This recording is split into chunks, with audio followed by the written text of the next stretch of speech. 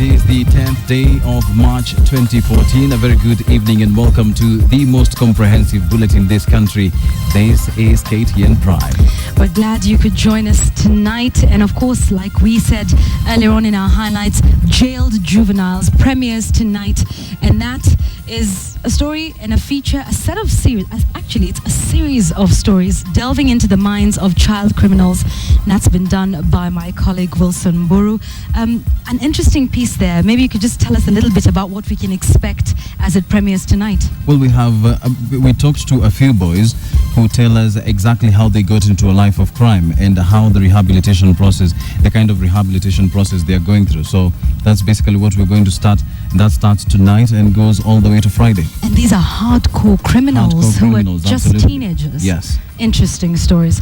Of course, we will have that later on tonight. And remember, it runs the entire week. But let's start off with our top stories tonight. Just days after announcing his decision to take a 20% pay cut, President Uhuru Kenyatta has ordered a similar pay cut for heads of state corporations. However, a chunk of the civil service is opposed to the idea of ceding salaries. Now we'll have that story as the bulletin continues. But right now,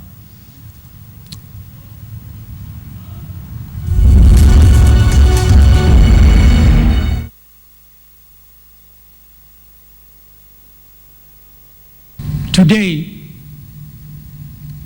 56% of ordinary revenue is used to pay salaries.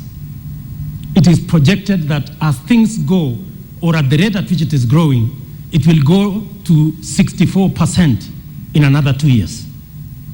As we are talking today, 74% of our budget goes to recurrent expenditure. Only 26% remains for development. Ladies and gentlemen, if we have to take this country to a middle-level income economy by the year in the next decade, we must up our game. We must discuss this agenda. Because failure to discuss this agenda means that tomorrow we may not have a country where our teachers have the opportunity to teach our children. So we must discuss this.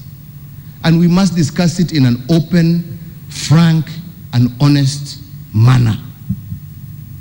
Because all we are seeking is solutions.